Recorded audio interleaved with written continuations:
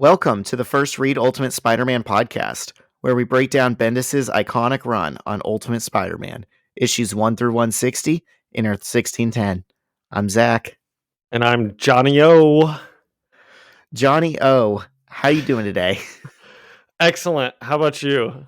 How are you doing? I think I'm coming down with like a mild cold, so my voice might sound a little different today. Oh no. Well, But it other hasn't than that, I'm sounded... good. Okay, that's good. It hasn't sounded any different so far. And are the cats still getting along? The cats are doing great. You're going to see them, not the listener, but John will see them running around behind me. They're kind of in this room and hyper right now. Nice. Well, I don't want to... I know we're not jumping into it right away, but I am excited to talk about these issues. You know, we've got the Green Goblin, and as I've already told Zach, I think I have a something interesting to talk about at the end of this one, and I'm excited to get your opinion on it, Zach. You've said that a few times, and you're hyping it up a lot. I was in my social studies class, and I don't think I have any students who know I do this podcast yet, so they won't know that I learned this in their social studies class. But I was sitting in social studies, and something happened, and I was like, oh my gosh, I have to take a picture of this so I don't forget it, so I can bring it up on the pod. I'm going to take a random stab in the dark. You will never, ever get it. I'm guessing you were looking at like the Berlin Wall or something, and there's like graffiti of a Spider-Man face on it. That would be tremendous. This is better than that, I think. Okay. Because this is going to lead to a discussion between us. Okay. Well, I can't wait for that. I know. Me neither. And we've got some other things to discuss, too. What are they? Your hate for Lamar Jackson? I don't hate Lamar Jackson. Listeners, I have nothing against former NFL MVP Lamar Jackson. He seems like a great guy. He's great on the field. I just think it's smarter to take a rookie. Yeah, that's fair. That's a fair point. And they all look good. And I know you've been at the combine for like the entire time it's been going on. So you really have seen the rookies. Yeah, that was going to be my something interesting. I wasn't there. Oh, well, let's save it. We'll save it. Okay. All right. All right. That's a tease. Yeah. This was that's all what that's planned. Called, listeners. That's a tease. In the biz, we call that teasing something. Listen up, hot shot. Podcasting 101. You got to dangle the carrot in front of them before you give it to them. Well, let's see. Do we have anything else before we should get into it? Oh, my sixth graders lost in the Final Four of their volleyball tournament yesterday. Oh, no. 2 days ago. We would be in the championship tonight, so this podcast would have got rescheduled if we could have made it, but it was very disappointing, but a great season. Well, if any Disney direct-to-video sports movies from the 90s have taught me anything, it's that while we're recording, you're going to get a call that somehow the other team that beat you is disqualified, and you guys need to rush there right now, and you're going to win the championship. It turns out, and I thought this was legal, but they had a dog playing volleyball. Can you believe that? Everyone said, I can't believe it's not. Junction. Everyone said, I can't believe that's the rules don't specifically say you can't. And then come to find out the rules specifically say you can't. Yeah, it says right there, no dogs. Yeah.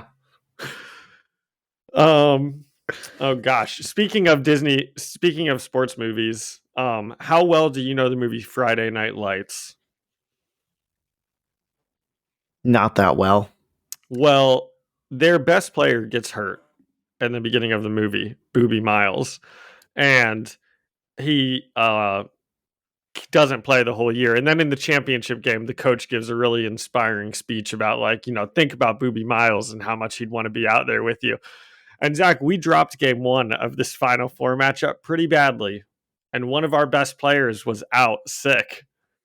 And if I didn't give a striking rendition of that Friday Night Lights speech to lead us to a game 2 win, and And had we won, we'd be heavy underdogs in the championship because there's this one team that all year we've been hearing about how good they are, and they beat us up pretty good twice already this year. And I had the miracle speech locked and loaded for tonight if we had got there. I don't think these kids have seen these sports movies yet, so I'm just throwing the speeches out there. You've got so many wells to draw from. I know. I'm guessing you had like some great motivational movie speech for every game. I didn't, but maybe next year. I was saving them for the playoffs. That is hilarious. These kids are gonna grow up and think like, man, he's like the most motivational guy I know. He should run for office or something. That's what I'm sure they have to be thinking. And if I had done the miracle one, they definitely would be. They'd be like, man, Mr. Opat is so good at these speeches to get us hyped. And it's like, it's almost like a Hollywood writer put the words in his mouth. So that was fun. That is hilarious.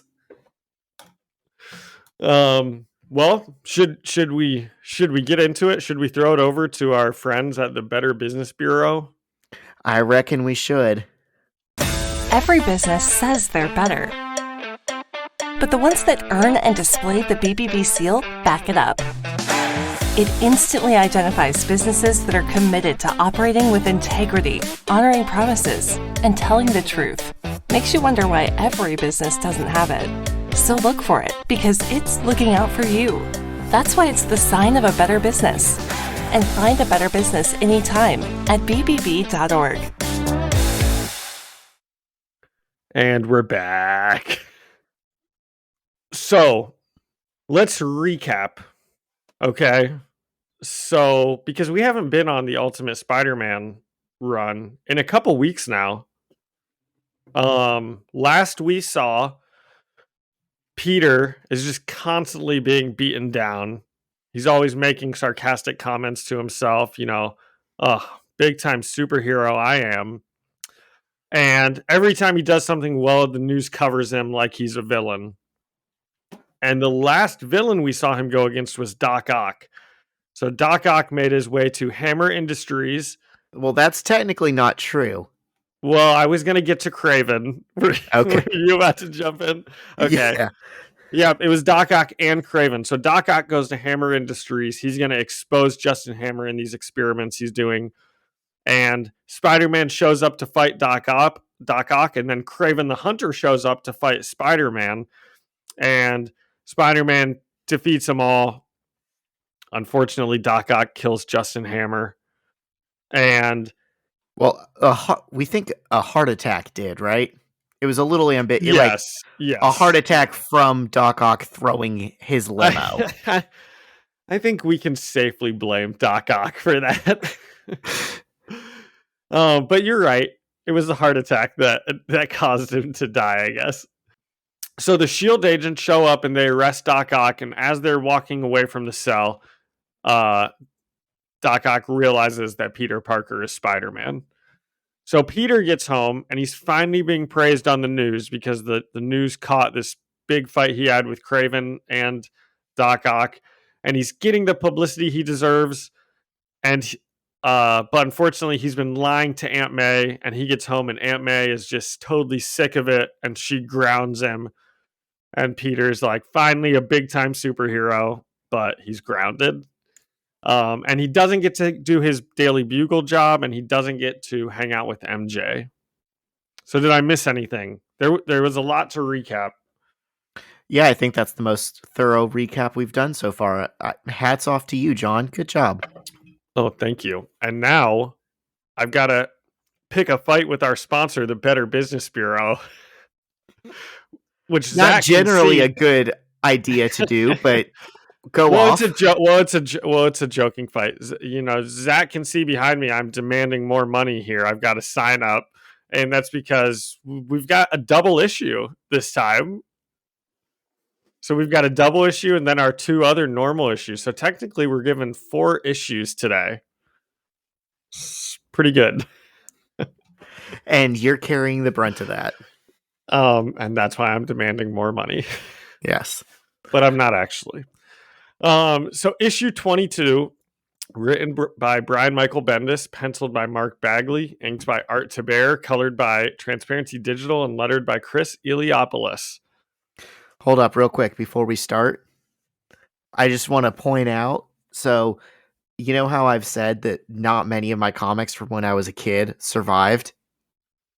Do you have this one? I'm reading this physically. Oh And my gosh. it's the trade paperback that has all the issues from this episode and next episode, just this whole arc.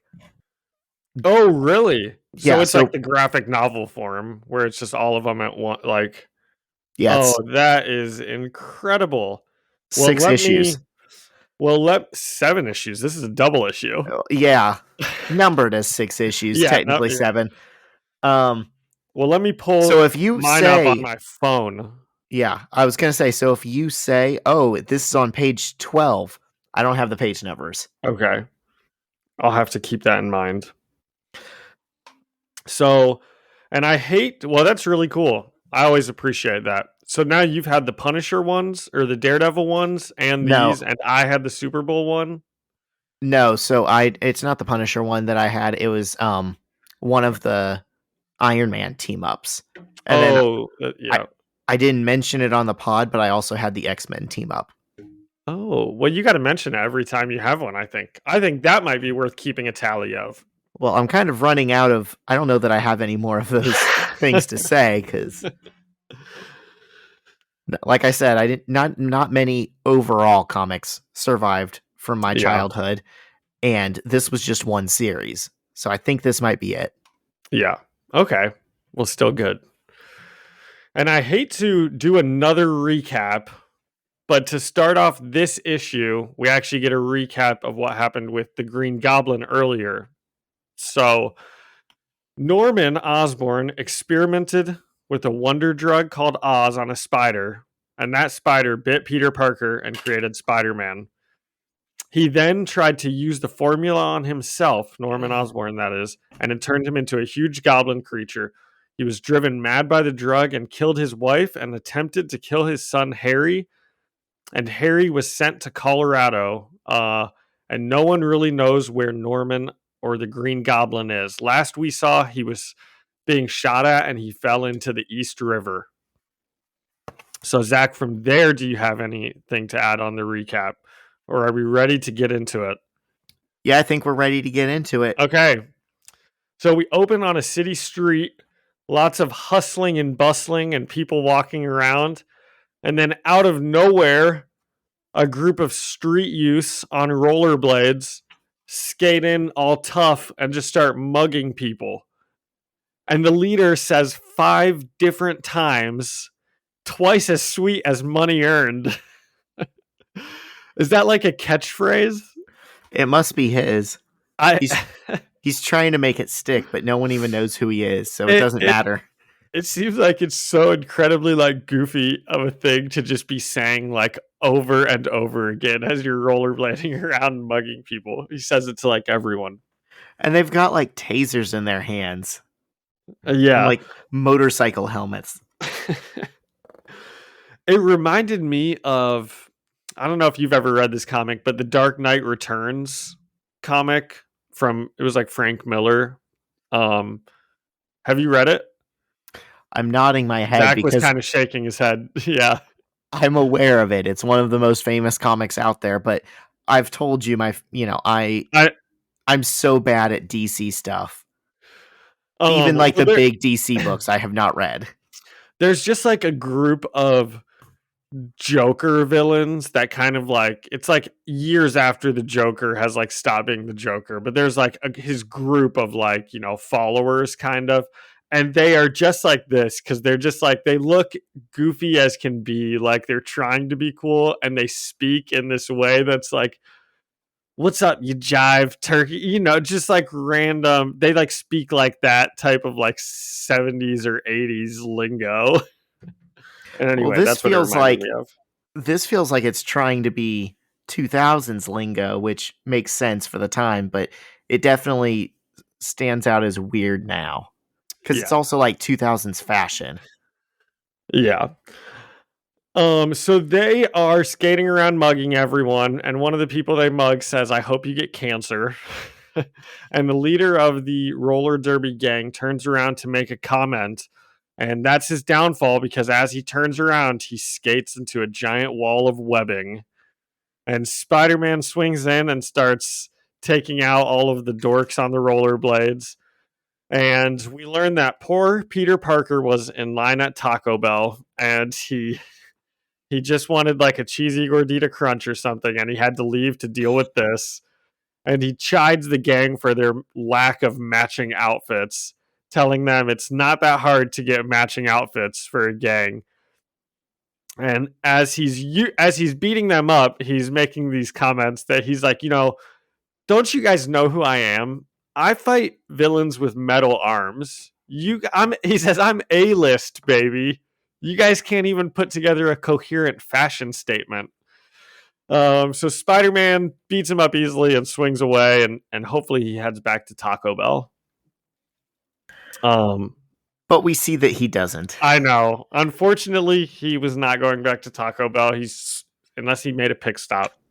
But he swings back to school and he lands on the roof and he's getting changed back into his normal clothes. And while he's getting changed, we kind of get cuts that he's supposed to be in science class right now. His teacher's teaching about something or other. Do you have a note of what they were teaching about? I must have just been totally out of my depth in it, so I didn't even comment. It's like chemistry. Okay. So Peter changes real fast and rushes into class late. And we kind of find out that he's been doing this during his lunch break because he doesn't get to sneak out anymore because he's grounded from Aunt May. So he's been sneaking out during his lunch to do some Spider-Manning. And now I did bring up the chemistry that they're doing because as Peter walks in, the professor or teacher's talking about some elements and he asks Peter a question and Peter knows the answer. And the answer is Avogadro's number. And then, which, Zach, have you ever heard of that?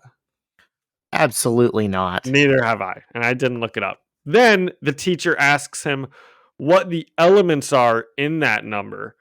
And Peter says, and this is why I wrote it down because it was so strange to me. Peter says 5.1 carbon and 4 hydrogen. And then he gets a really stern look from MJ and the teacher. And he quickly corrects himself to say 1 carbon and 4 hydrogen. And that just seems like a strange error to make. What would make him say 5.1 instead of just 1? Did this jump out to you at all? Or am I being strange by thinking that that's a weird... Like, why wouldn't he say 2 carbon, 4 hydrogen, and then correct it to 1 and 4? That seems very strange to think it's originally 5.1 and it's just 1. Yeah, it seemed weird to me, but I never took not enough to comment. I never took chemistry. I tried to avoid Neither like did the I. hard science classes. So Yeah. I didn't even know No, I had no idea how what they were realistic talking that about. error is. Yeah, me neither. Didn't look it up. So MJ and Peter are talking after class, and as a result of the Spider-Man vs. Kraven show, Kraven's show actually got canceled. And MJ is getting pretty familiar with Peter talking about how exciting it was watching him on TV. And then the conversation Like she's getting she's fine with talking about Spider-Man stuff in public. Is that what you're saying? let me look at the picture because I actually meant when I say she's getting pretty familiar with it, I meant okay, maybe that is. I guess I more meant when she was like, "Oh my gosh, I was so exciting sitting there watching you," and she was kind of leaning close to him, and I think later on doesn't she like talk about making out, like, which I was going to get to in a bit. So that's what I meant when I was saying getting pretty familiar. They seem to be getting pretty cozy. Yeah. So the convo turns to Aunt May, who Peter says is majorly ticked off because she caught him sneaking in at 3 a.m. And he tells MJ that he's basically grounded forever and him and MJ can't hang out, and he may lose the bugle job, and that he's going to have to hang up the webs for a bit because he's running late to class when he goes out at lunch, so he just isn't able to find time to Spider-Man anymore. And MJ wants to sneak over and see Peter anyway, but Peter tells her pretty sternly no because he wants to respect Aunt May. And I have to say, I respect Peter for making that decision because I know we talked last time about the Aunt May stuff, and I think she had a pretty good right to be upset with him. Yeah, I was surprised that he told his, girlfriend, no, I want to respect my aunt. You can't sneak over. That, he's still Yeah, it's not sneaking out very to high do, school. no, but he's still sneaking out to do Spider-Man stuff, but at least he has a line somewhere that he draws. But he's not sneaking out to do. He's sneaking out at lunch to do it, but I don't think he's sneaking out at night to do it. Or well, he does later on, but we can assume maybe he hasn't so far. Okay, yeah, we'll operate under that assumption. Well, yeah. And Peter and MJ are about to go start macking under the bleachers, and then who shows up but Harry Osborn? He's back at school, and he's got a pretty big smile on his face. He seems like he's doing pretty well. Can I point out what he's wearing? I'd love it. Did you ever watch Yu-Gi-Oh? Yes, I did. You know Kaiba's coat? The purple one with like a belt around the neck for some reason? That's funny. Yeah, he's wearing I do. that. That wasn't a style, as far as I can remember, in the 2000s. No. But this comic and Yu-Gi-Oh would sure lead you to believe it was. He almost looks like he's dressed like a villain of some kind. Would you say at all? Like the long purple trench coat kind of thing? I don't know. Well, I've told you before about like color coding in superhero comics, especially early on, like that primary colors were reserved for the heroes, like your reds and blues, and then secondary colors like purples and greens was what they would give the villains. Okay, that makes sense. The only thing about that doesn't work for this scene, though, is that Peter's wearing a green jacket. I know, that's yeah. So would it be a total spoiler that you'd want to even give up if I said, does Harry turn into a villain in this run at all? Because for people that don't know Spider-Man at all, historically, Harry Osborn turns into the Hobgoblin or a goblin of some type. But I don't know if that, and Zach, you don't have to share. You can say yes or no. I don't want to give you anything because part of the fun of this podcast is this is your first time with it. Okay. I'm not going to tell you the fate of any character. Okay. I like it. I shouldn't ask, but I have to. I like that these thoughts are in your head. I just am not going to be the one to confirm or deny them yet. So Harry, Peter, and MJ are all kind of catching up, and then Kong and Flash come over as well because they were friends with Harry before all this happens. And Harry is kind of telling off Flash for not writing to him at all while he was away because Peter and MJ apparently wrote to him all the time. And then there's like a full page of them making fun of Flash and calling him gay. And I thought we could just brush by it. We've got a lot to cover today. That doesn't need to take too much time. So Harry says he's back at school and he wants Peter to come over and meet his father for dinner. And Harry explains that he must have gotten his wires crossed when, last time we saw Harry, he was like, that goblin thing was my dad. It killed my mom and he tried to kill me. And now Harry's like, I must have gotten my wires crossed. I was kind of going crazy. My mom died and then this monster came. And of course that couldn't be my father. But Peter is like, I can't come over. I'm grounded. And Harry's like, okay, another time. So Peter immediately jumps and swings away. And we get a couple pages of him kind of running home and he's thinking to himself. Real quick. She didn't really contribute much to it, but I think it's noteworthy later that Gwen Stacy kind of walked up and was part of that whole conversation with all the kids. Yeah. Because that's Harry's first time meeting Gwen. And there's like some passing comment of like her reputation had got back to him. Like he's like, "Oh, the principal said to stay away from you," or something like that. Yeah. Yes. Very good comment that I totally forgot about. And because Harry and Gwen do, have a line together later on that Harry says. So let's see. Where am I in my paragraph? Looking. And so Peter is thinking to himself as he's kind of running home. And he's like, well, I know that was Harry's dad, that goblin.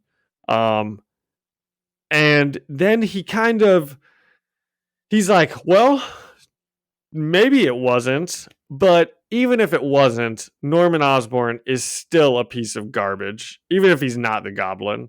So he's on our Mount Rushmore of pieces of work. Was he? Yeah, along with Gillette and who else was a real piece of work? Hammer, right? Yeah. Okay. Yeah, we can add Norman Osborn to that. I think he already was. I think we were missing a fourth. Oh, okay. Doc Ock has not killed anyone technically. So, he has actually. He's definitely, but he didn't technically kill Hammer. So maybe we can leave him off. Just a bunch of nameless people. Yeah. So Peter is kind of like thinking to himself about this goblin situation, and he's like, I don't want to deal with this. I just want to go to school and Spider-Man about and, go to a good college and marry Mary Jane. It's kind of funny to say. And he doesn't want to deal with this. So then he gets home and he realizes Norman Osborn's limo is at his house. And Norman sent a limo and he's got like his assistant there.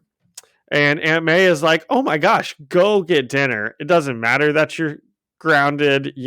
Harry's in town. And they sent a limo. And Peter is trying to get out of this. He's like, I really shouldn't. I'm grounded, And Aunt May is like, no, I insist you go. So Peter obviously gets in the limo. And as they're driving down the road, Zach, are you yep. Did you notice something about that scene where they're in the living room with the assistant lady talking about it? There's a panel.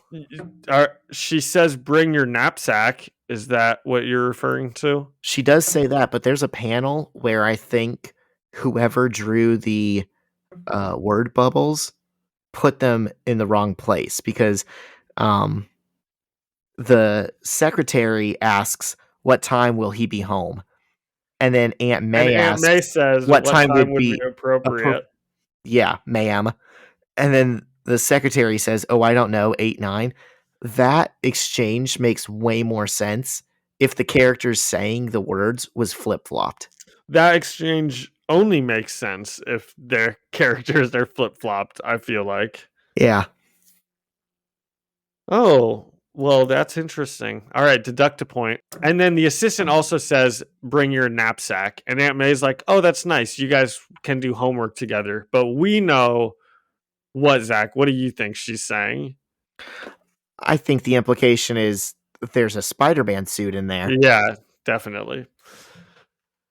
Okay, so as they're driving down the street in this limo on the way to the Osborns, Peter sees a goblin creature watching them from above, just driving past. And he's like, oh my gosh. So Harry greets Peter and they have and then he does a double take and it's not there. Oh, does he? Yeah, okay. I think he's like seeing things. Yeah, you're right. Yep, you're right.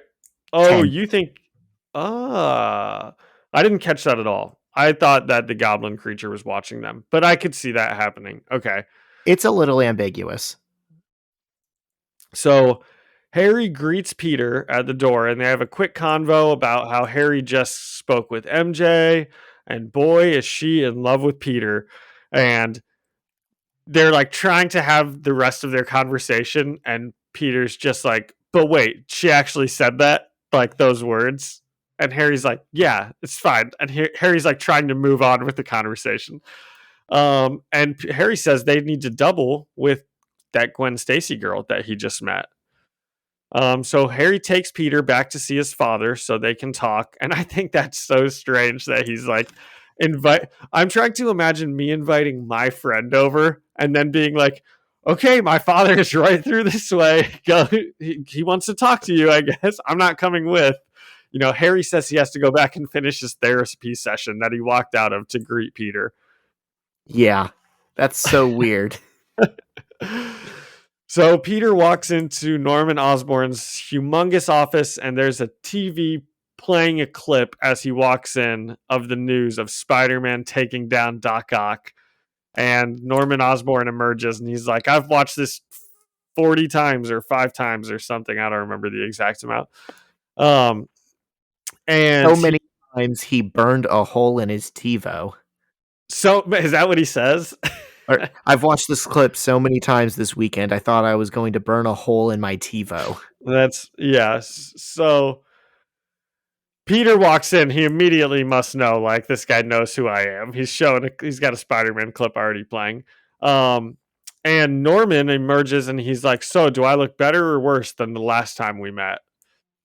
And Norman tells Peter that he's done being Spider-Man. He can't have this drug experiment of him running around in this childish costume doing these, crazy childish things. Norman's like, we have bigger things to discuss. And then he says, so that's what Norman says. He says, we have bigger things to discuss, like how I'm alive. And then as he says this, he jabs a syringe into his neck. And as he's doing the syringe in his neck, he says that he's evolved. And Norman transforms into the Green Goblin right in front of Peter's eyes. And with that, our double issue ends, which we moved through pretty quick. It did not feel like 44 pages, I will say. That's why I didn't realize it when I kind of assigned our readings, because I skimmed through all of the issues beforehand just to know, like, oh, this is a good little, like, these 3 issues work together as one complete story for an episode. I skimmed this one and had no idea I had just read 2 issues length. Yeah, I completely agree. So what did you think of this one? I liked Besides it. that, the pacing, we obviously both thought was pretty good. Yeah, I think it's noteworthy. The last time we saw him in Goblin mode, like, his head and hands were green, but his chest was still, like, skin colored. He's completely green That's now. right. That's Yeah. right. And it was, like, weird looking, I thought. 'Cause Yeah, it's definitely better that he's fully green. Yeah, it bothered me in that, those first issues. This is how he's gonna look now, like, for the rest of time. Yeah. I wonder if they planned on, like, making him more green the whole time, or if it just came out at first and people were like, he does not look very good. Like, we just need to make him all green. Because he's the My Green Goblin. my guess, it was a choice from the original colorer. Maybe this issue is colored by someone different, and the first guy was like, "Oh, but what if it was just, like, seeping into his head and his hands for some reason?" Yeah. I like it. Yeah. But I remember the first time we saw him, I was like, I think that this might be the Green Goblin, but it doesn't look like any Green Goblin I've ever seen. So, Right. Yeah, Ultimate Green Goblin is definitely one of one. well, since we are kind of on the art, I am glad we're back to like this Ultimate Spider-Man run where, I think I like the way this is drawn a lot, and it's just consistent from issue to issue, which is also kind of nice. Yeah, it's all Mark Bagley for Yeah. years and years and years. And Mr. Bagley, if you're listening, if John likes you, that's high praise because he only likes things that look good. Yes. Well said. Yeah. So do we have her? I actually just thought of a rating if you don't have one. I did too. I was gonna say Okay. holes burned in your TiVo. Ooh, that's a really good one. Okay. I was going to say, and I don't even know how we would do this, but I know earlier I said the leader says 5 times twice as sweet as money earned. So out of 5, Or how many times? how many times sweeter than money earned out of 5 is this issue? Well, I don't understand the out of 5. I was gonna say like 8 times sweeter than money earned. So would that be like an 8 out of 10? Sure. Okay. Or we can do Holzbird and the TiVo. Either way, I'm gonna give it a 9 out of 10. A 9 out of 10. So Yeah. this issue was 9 times sweeter than money earned. Yep. I also liked it. 9 out of 10 is very high praise. I think I'm going to give it an 8.5 out of 10. Okay. All right. So, do we have anything else to add with 22, or are we ready to get into 23? I don't think so. I'm ready to get into it. Like you said, these 3 issues all flow together pretty well. So, they were easy reads. Yeah. So, issue 23 was written by Brian Michael Bendis, pencils by Mark Bagley, inked by Art Taber, colored by Transparency Digital, and lettered by Dave Sharp. We open on Peter in his full Spider-Man costume swinging through Manhattan at night, and he lands on a roof, rips his mask off, vomits over the edge, and says to himself, "Oh God, what am I going to do?" We then get a flashback to 12 minutes ago. Norman Osborn is in full goblin mode, standing over Peter, and Peter is staring in fear while Norman smiles menacingly at him. Norman says, "Okay, just so we know who's in charge." And from the other side of the closed door, Harry yells, "Dad, it's here." And Norman says, "Be right there, Harry." And he looks back at Peter and says, "Aw, poor Harry. Everyone around him has a little secret identity, and he has no clue about any of it." Harry does come across, I think, in this run as like a clueless rich kid, who just like goes about his life without a care in the world, kind of. And I'm sure you're about to say, and maybe I should just let you get to it, but we learned that that's because he's like being hypnotized to think that. Yeah, his head is unbothered. Yeah. So Norman tells Peter Harry is a lot like his late mother, living with his head in the sand. He says the difference is that Harry's mom used 12-year-old scotch to dilute herself into a haze, while Harry only needs the best hypnosis money can buy. And he says the hypnosis on Harry is the best money he ever spent, and now he finally has a son he wouldn't mind taking out in public. Mean. Yeah. Piece of garbage of Mount Rushmore. Yeah. So that therapist Harry had been talking to, that's his hypnotist. And Norman injects himself with another serum and says, and I think they mentioned it's someone named Dr. Warren. Yeah. Norman mentions. Which, does that mean anything to you? Is that a villain? Are you spoiling something to He doesn't, I don't think he comes back up in this run. Okay. Norman injects himself with another serum and says, "Ugh, this is the worst part." And he then painfully changes back into his human form, naked. And he tells Peter everything that he said about Harry will be their little secret. Their bond as men, the first of many. Such a weird way to talk to a high schooler as a grown man. It is. But I thought one thing that really like stepped out of this to me is Norman really has this serum under control, it seems. He injected himself with it, he turned into the goblin, he injected himself again, and he turned back. So he's not like a crazed monster at this point. He's very in control of what he's doing. I'm going to push back on that, because how many experiments do you think he did on himself to get it that perfect?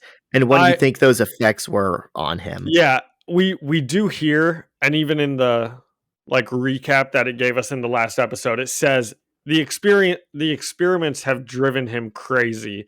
But I guess when I say he's like in control of it, that's what I mean. He's in control. He might not be thinking straight, but he's in control of his actions. You know, he doesn't like Hulk out and destroy stuff. Right, yeah, that makes sense.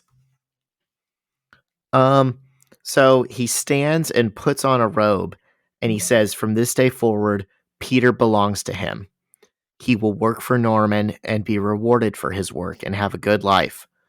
But if he refuses, Norman will torture and murder May and Mary Jane. And he continues, then I might delight myself in beating you to the edge of death. Not to death, just to the edge of death. I will let you try and heal. I will watch you struggle through broken bones and severed nerves and tissues. And most probably you will heal. And then just as you begin to feel yourself becoming human again, I will beat you to death. Do we understand each other? Good. Let's go. pretty tough villain speech. Yeah, it goes hard. Did it Yeah. not kind of remind you of the To the Pain monologue from Princess Bride? I don't know that. The guy's like paralyzed on a bed, and the bad guy like comes into the room, and he's like, let's duel to the death. And he's like, no, not to the death, to the pain.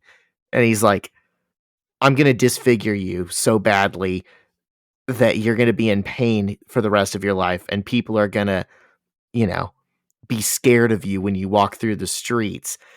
And he like bluffs his way to the bad guy dropping his sword. And he legitimately couldn't have fought him if he wanted to. This plays like that. I definitely, this sounds familiar, not because something else came before it, because this was like back in the early 2000s, but I think that I haven't heard another speech that talks about like beating you to where you're basically dead, and then once you heal, I'm gonna beat you again to that point. Maybe it was like a Bane Batman thing or something. I don't know. I'm gonna deny you the satisfaction of letting your pain end. It's like the gist of it. Yeah. So the scene changes, and we're in the Osborns' living room with Harry. He's smiling like the beautiful idiot he is, and holding a VHS tape, saying, "Feast your eyes, baby. It's the Dateline piece. They sent an advance copy. It's airing Friday night, but you get to see it first." Is it like it would be nice to be as like happy and like, I don't know, airheaded as what Harry seems. I don't think they had the term back then, but would he be like a himbo? Yes, that is exactly, that's a perfect description of Harry. Yeah. So, Harry asks Norman, what's with the robe? Because keep in mind, his best friend just went into his dad's office and they talked, and his dad comes out wearing a bathrobe. And Norman tells him he was in the sauna. And Harry's like, oh yeah, that does make sense. That he sure loves that sauna. And he turns on the TV, and a reporter explains Norman Osborn's backstory, that his bioengineering company burst onto the scene in the 90s and made him very wealthy. And he sent Wall Street into a frenzy when he announced a mysterious new product called Oz. Then last November, there was an accident that destroyed an Oscorp facility and killed dozens of employees and almost killed Norman himself. And he disappeared for a while after the accident, prompting rumors that he has died in it too. And the reporter says, the rumors went flying, but no answer came. Until tonight. Tonight, for the first time anywhere, Norman Osborn, alive and well, speaks. He's come out of hiding, out of self-made retirement, to speak about that fateful night that destroyed his life, and about how he plans to rebuild his life and his company again from the ground up. And the interview continues, and Norman says he believes the accident was sabotage from his competitor Justin Hammer, and he believes Hammer had his wife killed. He says he and Harry went into hiding from Hammer, and with Hammer now dead, they felt it was finally safe to come out of hiding. And Peter is sweating through all this and just says, "Gotta go," and runs out of the room. And Harry asks, "What's wrong, Peter?" Norman puts his hand on Harry's shoulder and says, "Let him go, Harry. You'll see him tomorrow." Then we fast forward to the present. Peter is walking into the front door of his house. Because and that all happened, we started 12 minutes ago. So that all happened in the 12 minutes that we kind of saw in reverse, which I liked how they opened that. I yeah, always like a good starting somewhere and then 10 minutes earlier or something. it was a little different. I'm glad they don't do that Yeah. all the time, but for this Yeah. issue, it worked. Yeah. So Peter's walking into the front door of his house. Aunt May is waiting up for him and asks, "How was your limo ride, Mr. Rockstar?" And he says it stank. May apologizes and says, "I shouldn't have made you go if you didn't want to." And Peter says, "I'm sorry about Saturday night. I didn't mean to lie to you."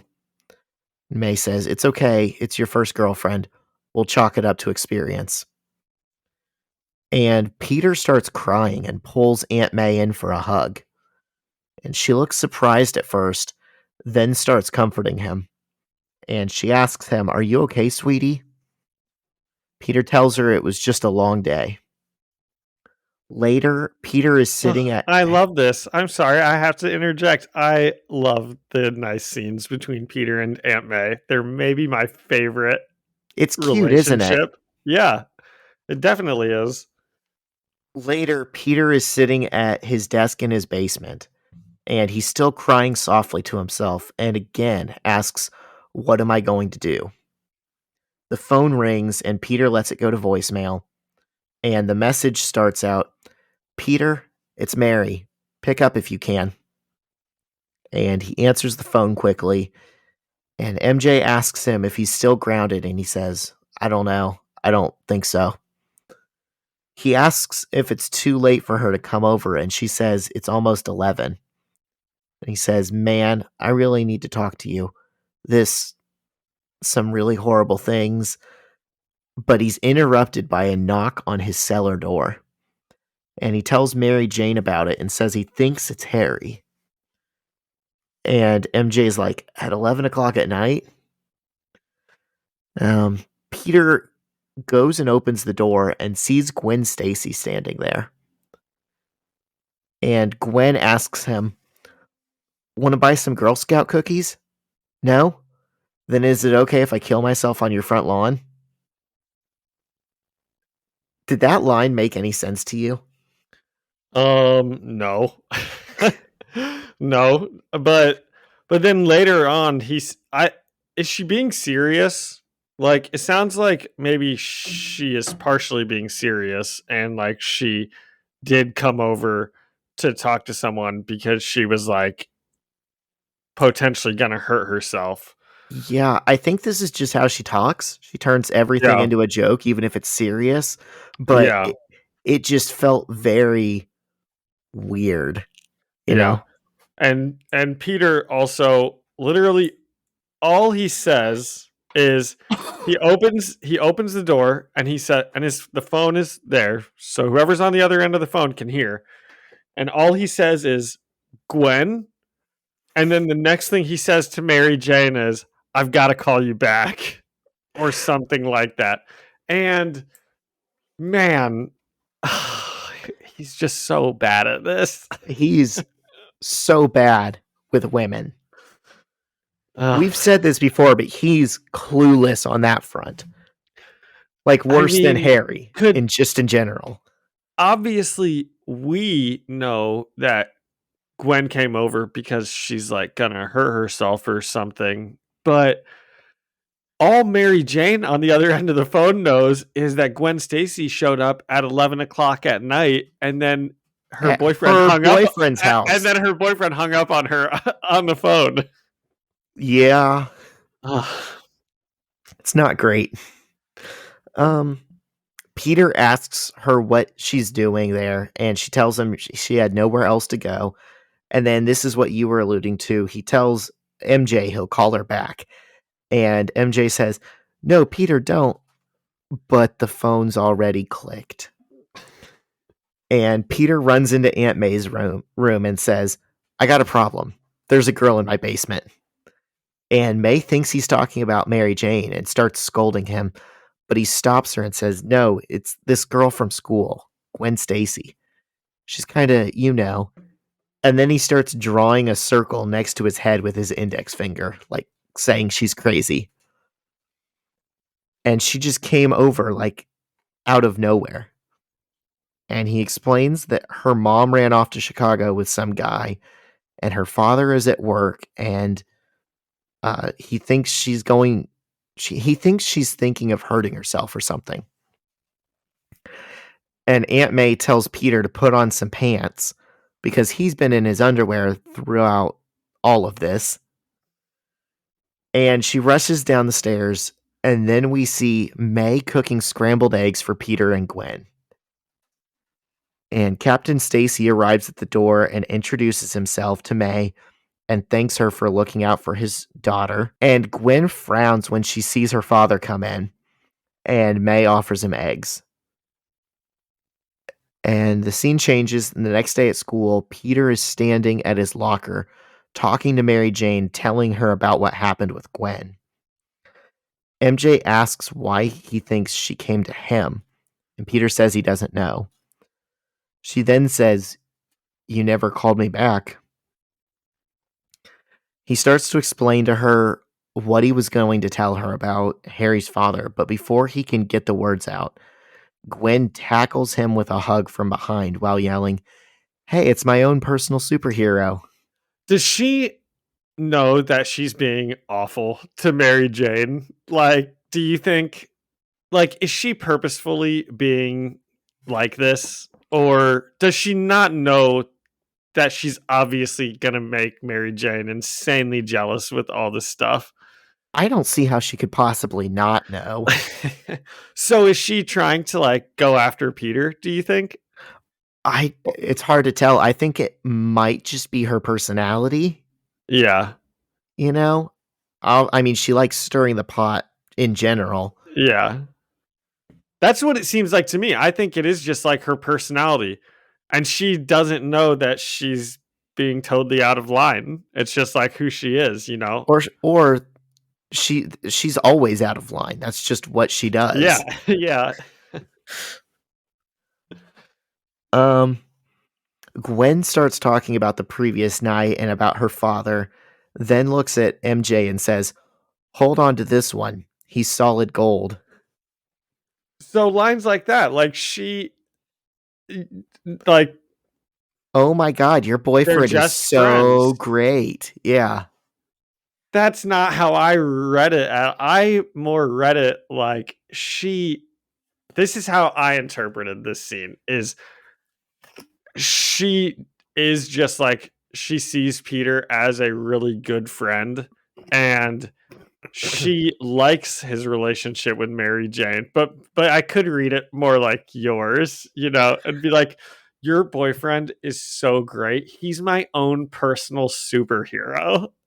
Yeah, that's the great thing about like comics as a medium is it's not like a movie where it was delivered one way. Like Yeah. this panel, you can read it as her being sincere and like, "Hey, Mary Jane, like he's a good dude." Or like, you know, "Oh, he was there for me last night." Yeah. Um Peter gets called on the intercom to room 222. So the conversation kind of gets interrupted with both girls. And when he gets there, he's greeted by the counselor lady from a few issues back. She starts talking to him about um, the Osborns being back in town and says, "You went over to their penthouse last night. Did Norman Osborn reveal his new abilities to you? Did he threaten you? Did he tell you that he's aware you're Spider-Man?" And Peter understandably, starts freaking out and says, "There's someone else in this room, isn't there? Who are you people? What's going on?" And the lady says, "Do you want to take it from here, sir?" And the window of the room starts to twist and blur. And Peter says, "Get out of town," as the issue ends. So this has to be, I think, the hypnotist that Norman Osborn was talking about with Harry. Is that not where your mind would naturally go? You think reading this for the first time, that earlier in the episode we heard about this hypnotist that is so good, and then at the end of the issue we get this very kind of unsettling scene with the counselor who comes in and knows everything, and just immediately catches Peter off guard by being like, not only do they know about Norman Osborn, but they know about Spider-Man, and they know about the conversation that they had yesterday. And then Peter looks over and the window starts spinning. I was for sure thinking that this was like a supervillain hypnosis person that we were about to meet. That is really interesting. That's not at all what I thought, partially because I've read this before and I knew like who it was, but I think even if it had been my first time reading it, if I had known like a little bit about Spider-Man, my assumption would have been, "Oh, it's Mysterio." Cuz it's like the environment around him is not, as it seems. That's Yeah. that's what I would think it would be, is like Mysterio doing some special effect. Yeah, that definitely makes sense as well. Boy, I liked it. I know. This was another good one. Yep. And Honestly, we didn't really. Well, I guess we got a lot of. I mean, every scene in this I think was really good as I look back through my notes, because the first scene with him talking to Norman as the Green Goblin is phenomenal. And everything with Harry is great. And then his scene with Aunt May is great, and the stuff with Gwen is a little weird in the middle, but it's fine. Um, and then at the end, this scene with the counselor, I mean, it had me on the edge of my seat going to the next issue. yeah, you couldn't wait to turn that page. Yeah. I feel like just the sheer number of scenes that were in this issue and the fact that none of them felt rushed, it feels almost like this was the double-sized issue. But it's not. It's just everything is, packed in there. Not Yeah. there's not a single panel wasted. Yeah. Um, do we have a grading scale? Boxes of Girl Scout cookies bought from Gwen Stacy. Yeah, let's do boxes of Girl Scout cookies. Okay. I am gonna give this one 9 out of 10 boxes of tagalongs. Okay. I'm going to give it 9 out of 10 Thin Mints. Okay, perfect. Yeah, these have been good, but it's all about issue 24. We've got to bring the story home well, or else these first Actually, two issues are going to feel, like a letdown, I think. you know what? I'm going to change my answer while I have the time. I'm going to say it's a 10 out of 10. There's no reason for it not to be to me, honestly. It's got a lot of good character work, really Yeah. progresses the story, not a wasted panel, none of those like mistakes like in the first issue where the word bubbles are out of place. This is a 10 for me. Yeah, I like it. It's definitely a good one. 10 boxes of Thin Mints. Yep. 10 Thin. Okay, wow. So, issue 24, written by Brian Michael Bendis, penciled by Mark Bagley, inked by Art Taber, colored by Transparency Digital, and lettered by Chris Eliopoulos. So, our very first page is the last page from the previous issue. Peter's yelling, "Who are you people? What's going on?" And Dr. Bradley motions for, another person to take it from here. And Peter looks at the window and it begins distorting.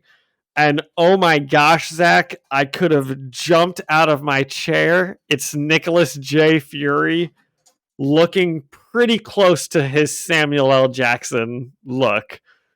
And amazing. Oh man, was I pumped to see him. Cue the Avengers theme music. In my head, it did. And as I looked at this and I was like, wait a minute, that's like the Samuel L. Jackson look. I'm pretty sure I remember that in the Ultimates, which I know, here's a tease for you webheads. Zach and I have talked about reading the Ultimates because they're bringing back that universe. Is that correct? Okay. Yep. And I'm pretty sure in the Ultimates, isn't that when Nick Fury gets asked, like, who would play you in a movie? And he's like, the incomparable Samuel L. Jackson, of course. Yep. Is okay, that is where that's from. So that's this universe that we're in. So eventually we'll get to that line, I'm guessing. Yeah. If we do read the Ultimates. I don't remember if it's in Ultimates or Ultimates 2, but one of those events has him saying that. But Nick Fury shows up and he's kind of like a hologram, I guess. And that's why the window was distorting. But does he actually show up in the next page, or does his hologram just turn into like a real looking person?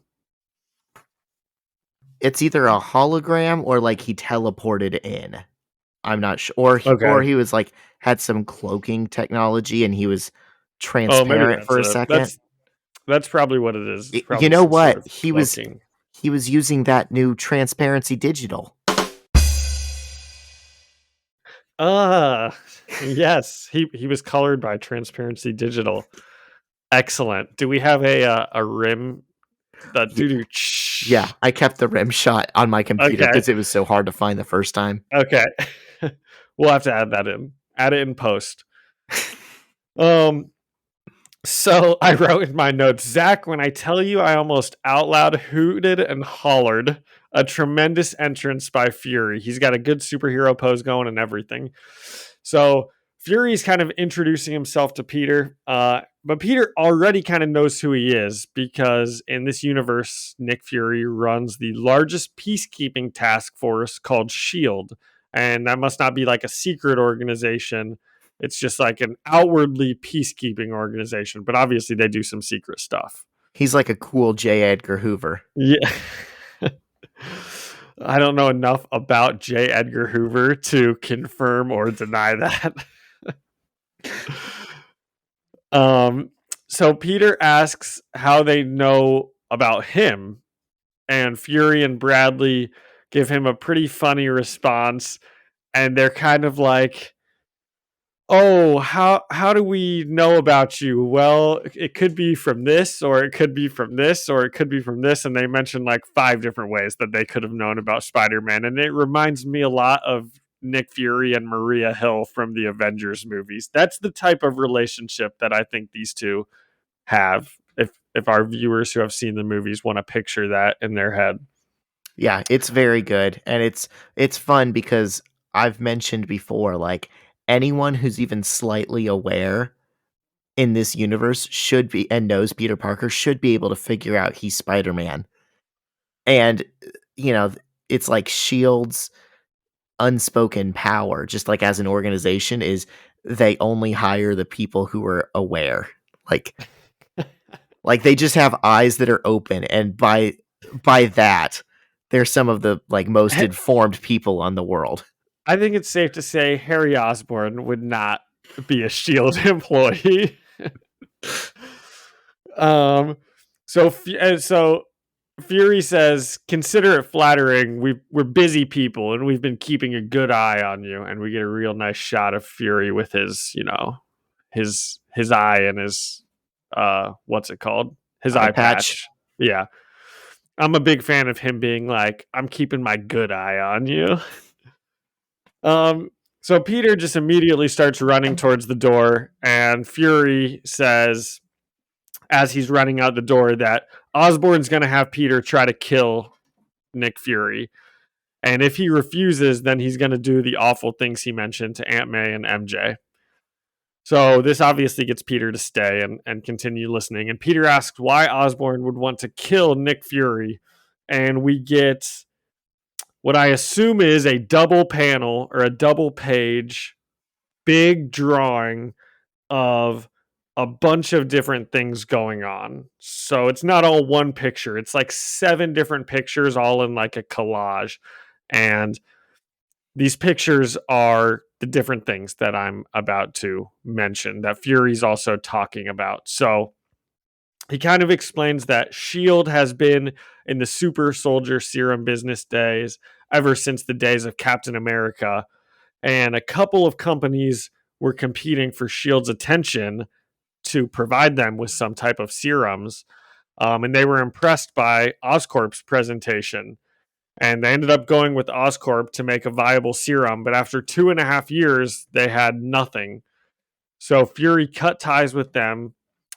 And then Osborn starts to experiment with a drug called Oz. And that's where kind of our story starts, where Peter accidentally is bitten and he becomes Spider-Man. And that only made Osborn more annoyed because he was so close to figuring it out, but so far away still. And eventually, as we know, Osborn used it on himself, and he's now being driven mad the more times he gives himself this serum. And the timeline of that double page was somewhat confusing to me, but the timeline of the super soldier serum in the movies is also pretty confusing because it's like they got it to work with Captain America, but now he's saying that companies were vying for their attention for it. But if it worked already in the 50s, why are companies still working on it in the year 2000, you know? And then they say nothing. And then it seemed like they cut ties with Oscorp and then they invented this drug called Oz. And I would have thought they were working with the drug Oz those 2.5 years. So anyway, it was a little confusing, I thought, but not so confusing that, you're able to get the gist of it, I think, for sure. Yeah, all it really has to set up is why Norman Osborn was like in the business of trying to create monsters or superheroes in the first place, and the fact that he would have some kind of beef against Fury. Yeah. So Peter asked Nick Fury an extremely viable question. If they know all this, why don't they just go stop him? And Fury says that this type of thing isn't S.H.I.E.L.D.'s jurisdiction, which made me laugh because every single time we have seen S.H.I.E.L.D. in the past, they have been walking up to a place and being like, we'll take it from here. This is our jurisdiction. And now they actually have to do something. And Fury's like, look, we can't just go and start arresting people. We don't have proof of this. Or what he says is they have proof, but they're not allowed to spy on Americans. So none of the proof that they have, they can use to arrest him. And it's like, that's baloney. That is a different universe you guys are now like pretending to follow the laws in. Or it's a commentary on like cops or what law enforcement agencies might actually do.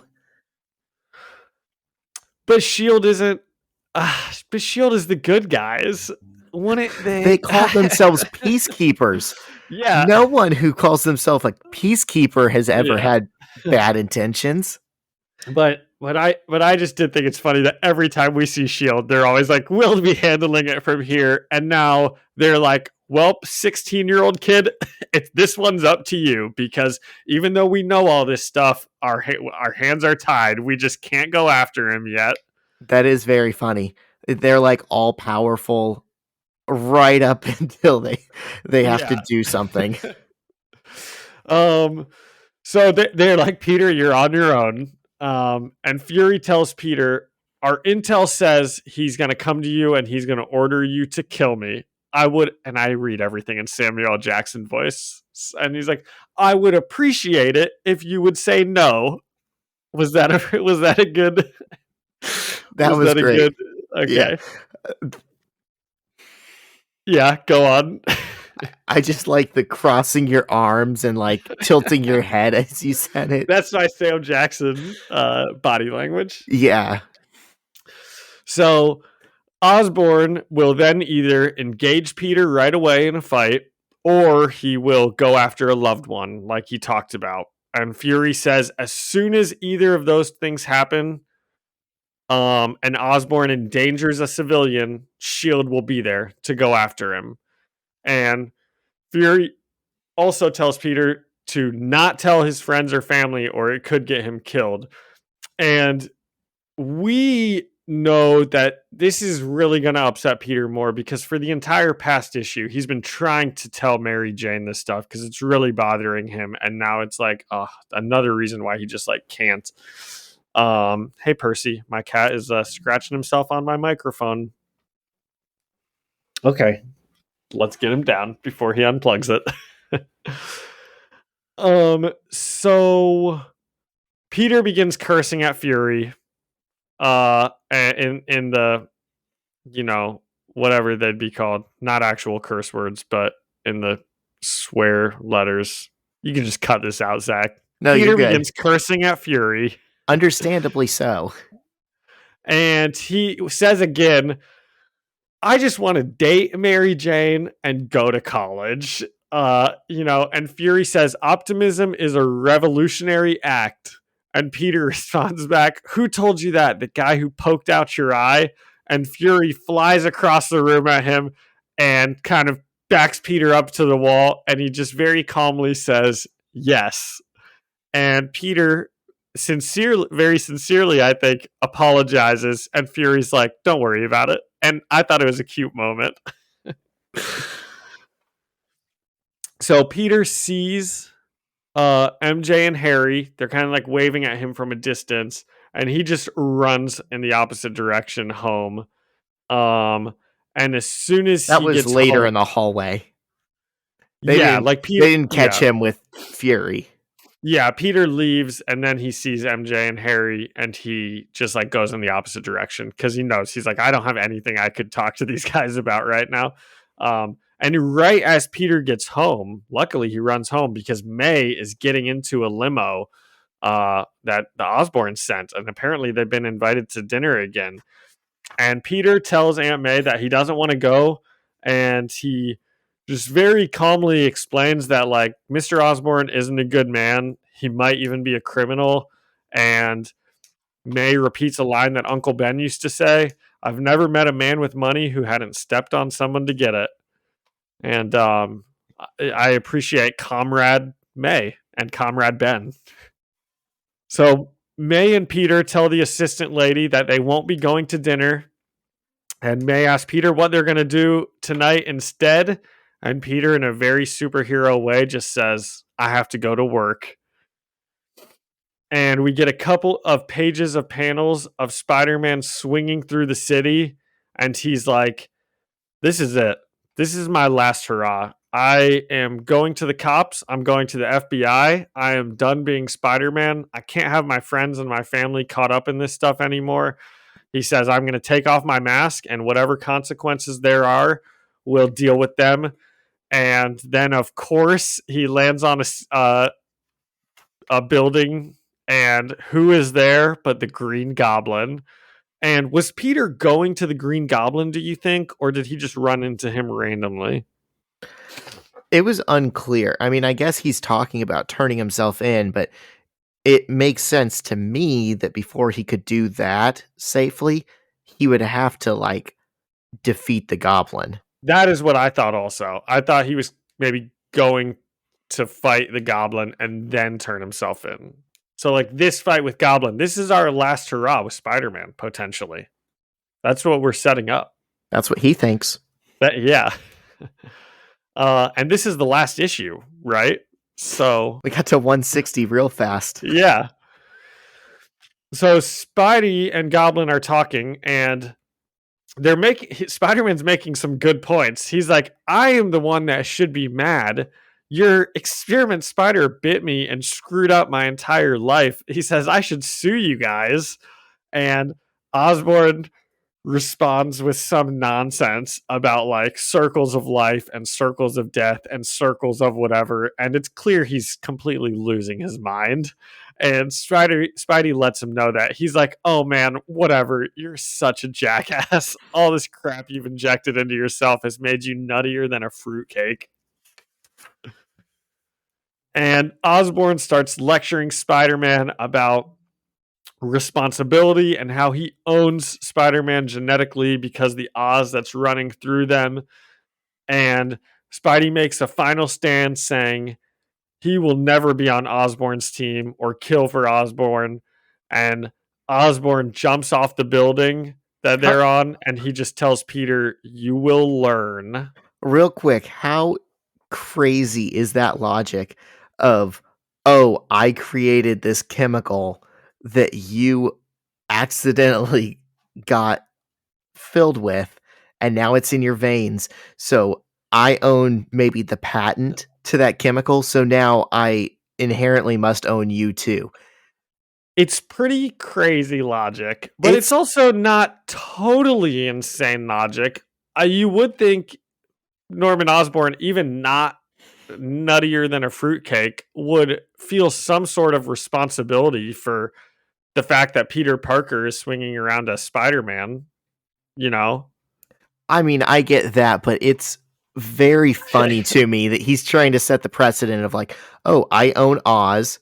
There's Oz in you, therefore I own you. It'd be like if you ate Taco Bell and the CEO of Taco Bell was like, hey, I own something in you, so therefore you're mine.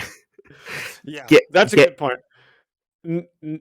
Never let it be said that we didn't make it clear that Norman Osborn is not making some good points. We're taking a firm stand against Yeah. Norman Osborn and his logical fallacies. Yeah. So we cut to Harry and MJ, and MJ is getting out of the limo because apparently they are, Osborn sent for MJ to come to dinner too. So he has this planned out, it seems like. He planned to go get MJ to get Aunt May and then to meet Peter. And as she's getting out of the limo, we see the goblin jumps down. He knocks Harry to the ground. He grabs MJ and leaps away. And Peter either sees this happen and he just says no, or he hears MJ scream from the distance and he says no. But he knows what just happened. So I'm guessing he was on the roof of Osborn's building. Like, Okay. so I think we were right. He was going to fight him. He got all the way to his building. Norman was like in goblin mode on his own roof, expecting this. Meanwhile, on the street level, MJ's getting out of the car. So I think Norman just jumped off the building and was right there. I Yeah. don't think he had to like go a ways Yeah. away. I think you're probably right about that. I was a little disappointed when this ended because I just wanted I wanted the climax of this run, which has to come down to a Goblin Spider-Man fight at some point. And I thought we were going to get it in this issue, and when we didn't, I was a little disappointed, but that doesn't take away from the fact that I still really liked this issue. It just Yeah. could have been longer and I would have liked it more. Well, good news. This arc is longer. It's not a 3-issue arc. It's a 6-issue arc. So we're getting that next week. Okay, I am excited. This has been a really good arc. What do you think I for the issue or for the arc so far? for the issue? Yeah, I really liked it. I probably liked it a little bit less than the other two. I think just as standalone issues, I think the first one set more up, and I think the second one was just told in a better way and fit more in. Do you have a scale for this one? I don't, and I would love to make it something about Nick Fury because of how much I enjoyed seeing him. Um, but I'm not something out of Nick Fury's good eyes. Yeah, how many good eyes? Yeah. How many good eyes for Nick Fury out of 10? Yeah. It doesn't have to I, make I sense. I'm gonna give this one an 8.5 out of 10 again because I did really like it. I didn't like it as much as the second one, but I probably enjoyed it just as much as the first one. I hope I conveyed enough that I was very excited when I saw Nick Fury show up. Yeah. It was a fun one. It was good storytelling. I'm going to give it a 7 just because I don't think it did quite as much to wow me as the others.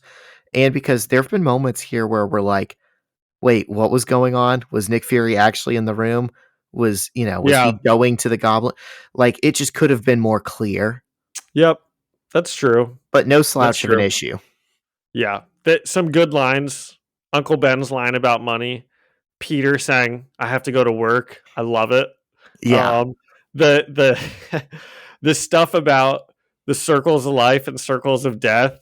After he said that, I wrote my note. This guy's losing his mind. And then I read the next panel, and it was Spider-Man being like, "Man, you're losing your mind." Like, so I really got a kick out of that. It went kind of hard. Like, if that was like a spoken word intro before like a metal song with a really gnarly guitar part, Yeah, like, it'd get people pumped even though it meant nothing. yeah, it would. Um, but pretty good, pretty good. It makes me excited to read the next 3 for next week.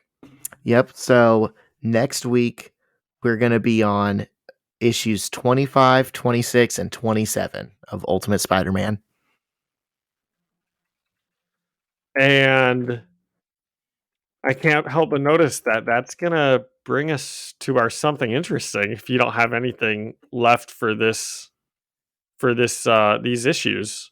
Nope. Let's hear something interesting. I've been dying to hear your something Well, interesting. so are you going to tell us all about the combine? I know this episode may already be running a bit long, but Zach's something interesting is talking about the NFL combine. So I'd like to hear about these rookies. Yeah, you all know we're, some football nerds. And I'm specifically like a scouting and development nerd. Like, my dream job for years was that I wanted to be an NFL scout. And uh, the NFL Combine happens every year in Indianapolis, where we live. And for like the past 5 years, it's been open to the public. So I've gone every year that it's been open to the public. I'll go at least one day because it's held over like 5 days. I went 2 days this year. So I saw offensive linemen, running backs, quarterbacks, tight ends, and wide receivers. So all the fantasy relevant positions, you know, all the positions our Colts desperately need. And it was a good time, and I was impressed with everyone. Like, the top quarterbacks that threw were CJ Stroud, Anthony Richardson, and Will Levis. And I left with a better impression of all of them than I came in with. So give me an order of 4 QBs. Who would we be lucky to get, and who would we just be taking if they're there at 4? Because the Colts have the 4 pick, and there's 4 good QBs, I think, in this draft. And luckily, the Bears have the number 1 pick, and there's no way they're going to take a QB. So unless they trade, then there will Which, only be 3 QBs yeah, taken. which they probably will. But I mean, I feel, as we stand today, I feel pretty good about staying at 4 and taking whichever quarterback is left at that point. So I have it like in tiers. So like tier 1, I'd be thrilled, is Anthony Richardson and CJ Stroud. I think they offer you different things. I think CJ Stroud is just ready to come in and be like a pro, like from day one. Like, he's the most accurate quarterback I've ever seen at the combine. And I think he would grasp an NFL offense like, right away. But then like Anthony Richardson is the kind of guy where he's still really young. He's the most athletic freak at the quarterback position, maybe in NFL history. And he said all the right things about like wanting to get better and wanting to be coachable. And apparently he was really smart and mature in the interviews with the teams. And he seems like the kind of guy that if you put in the right position with like smart coaches and you don't put too much pressure on him early on, like you could be talking about like a Patrick Mahomes or A Lamar Jackson. Lamar Jackson, Mm. Josh Allen type quarterback in 2 or 3 years. Well, it's interesting that you say your tier 1 would be a Lamar Jackson type quarterback. Because as it so happens, Lamar Jackson, the quarterback, is available. And he would be my tier 1. And then after that, I would go for one of these rookies and be very happy with them also. But Zach and I have been disagreeing about this all week because I am a big Lamar Jackson fan, and I think it is not very normal that a 26-year-old MVP candidate is not just being thrown money at to stay with the team he's on. And I just don't understand it. I understand the injury risk, but he's an MVP QB at 26 years old. That never comes along. Yeah, you're not wrong. But the thing is, I feel like, and this might be absolutely crazy for me to say, based on what I saw, I feel like Anthony Richardson's floor is pretty close to Lamar Jackson's floor from a rushing perspective, because if he never gets more accurate, if he never, gets better like as an elite passer, and he has the arm to potentially Yeah, do that. He has the arm to, like what I saw Josh Allen have coming into the draft. If he never cleans that up, he is so much bigger than Lamar, and I think he's even yeah, faster than Lamar. Teams have to fear him rushing so much. They're going to play in the spy, they're going to play in zone. He's going to be able to exploit it even without being super accurate. yeah, And I think he could rush for like more yards than Lamar does. yeah. That is who I'll be hoping is available at 4. He's who I'd want more than anyone. And I Him. feel like he would be, is the Yeah, thing. I think so too. Um, And then, so my second tier would be Bryce Young. Like, I would be totally happy with Bryce Young. It would not be a wasted draft night. I would sleep well knowing that we got him. And then the last tier is like Will Levis. And I'd be like, okay, why did they choose him? Because I'm assuming they'll they have the will take choice. a QB. They'll take a QB, but I'm assuming it's not going to go those other 3 quarterbacks 1, 2, 3. Yeah, Someone is going to take a defensive player. yeah. I will be quite disappointed if they have any of the other options and they take Will Levis. But I also don't. The only one I really would like is Anthony Richardson. And outside of that, I don't really care that much. I just, as I told Zach, someone named Will Levis who went to Kentucky is gonna bust in the NFL. I'm certain of it. He had the QBs from fastest Kentucky release. don't do. Oh my gosh! Wow. I'm telling you, like when you see him throw the ball in real life, you're like, wow. Like Yeah, you can understand why NFL coaches and scouts, yeah, are yeah. impressed. Well, It's going to take more than that, though. Well, I've never seen him throw a football and don't know who he is at all. And I'm making pretty confident statements, 100% bust rate. So He also puts perhaps I mayonnaise in shouldn't his be coffee. taking. Yeah, Will Levis. I could have guessed. Okay, can I do my something interesting? I'm so ready to. I'm gonna start with some questions that you're gonna say no to, of course. So, have you ever heard of? I'm going to also pronounce this name entirely wrong, but Jawaharlal Nehru, No. and a speech called Tryst with Destiny. No. Okay, so he is the first prime minister of India. So he's back from like Gandhi times, kind of. Him and Gandhi were both like pretty like influential people in getting India's independence from Britain. Yeah. And this guy was the first prime minister of India, and the day before their Independence Day, so for us it'd be like July 4th, 1776. So for them, on August 14th, 1947, he gave a speech called Tryst with Destiny. We're learning about this in social studies. And a very, very famous line from that speech that has made it through the years is, of course, I don't have it ready when I needed to. So Dead air. Dead air. Is, and this is 1947, Zach. What year did Spider-Man first come out off the top of your head? 1962. 63. 1963. Yep. But well, hold on. It could have been being made in 62. No, I'm thinking Amazing Fantasy came out in 62 and the ongoing probably started in 63. Okay, I just quickly Googled like first Spider-Man issue. It said 63. Anyway, well after 1947, and there's a line in this speech: "Freedom and power bring responsibility."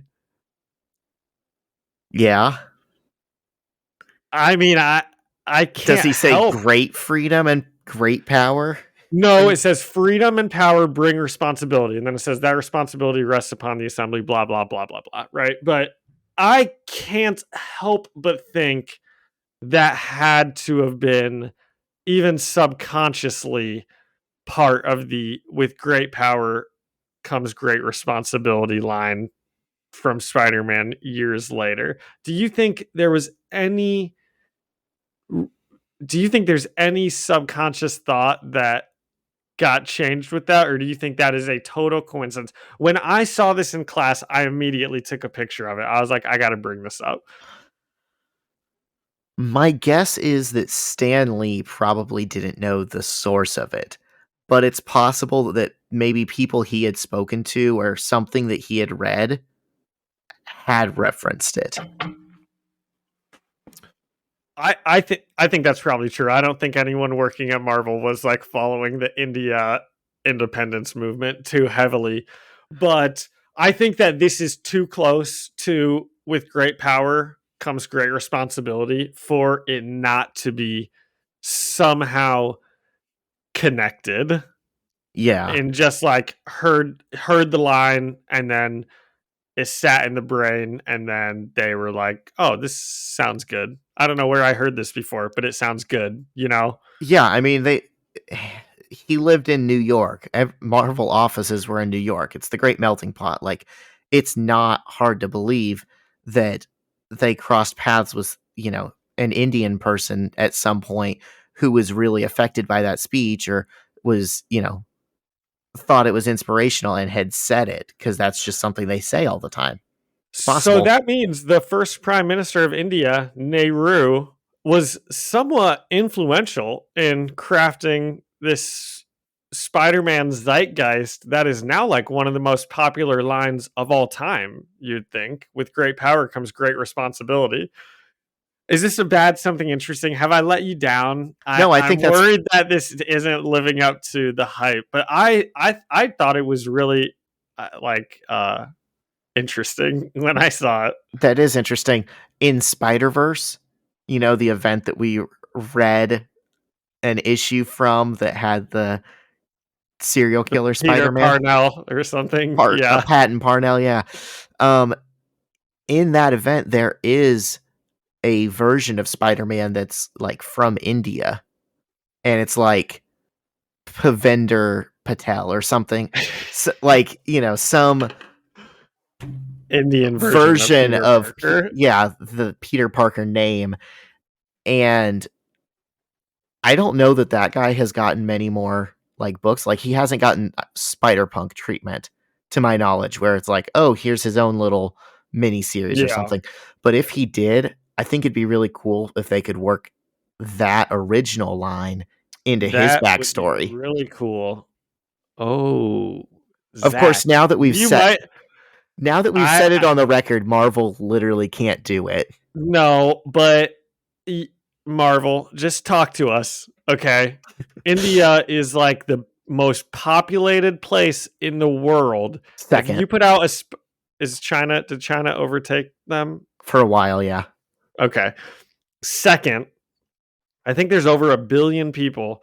That's a lot of comic books sold to have an Indian Spider-Man who has this speech as part of that would sell 1 billion copies. Yeah. A small cut for Zach and I, Marvel. Just shoot us an email. You have our numbers. I don't know if you knew this, but like you can't suggest things to Marvel because then they won't use it. Like you cannot solicit to them. They won't use it. You can't say like in a podcast, oh, they should do a story where this person and this person did it. They'll hear it and they'll be like, damn, that was a pretty good idea. But I think it's they want to maintain like the status quo that don't send us stuff because we're not even going to look at it. Yeah. And then B, I think they don't want to open themselves up to like a legal challenge of, Definitely. oh, well, yeah, as a fan, I mentioned this and then they plagiarized me. Yeah. So now that we've suggested this Indian Spider-Man thing, we've doomed it. We've given it the kiss of death. That would have been such a good idea. Maybe one of us in the future will work for Marvel and we will get to put this into production. I mean, it's a goal of mine. That's the end goal of this podcast, I think. It might take 30 years, but I'm going to write for Marvel. Yeah. And this will be your first issue. Yes. I'll give you a co-writing credit.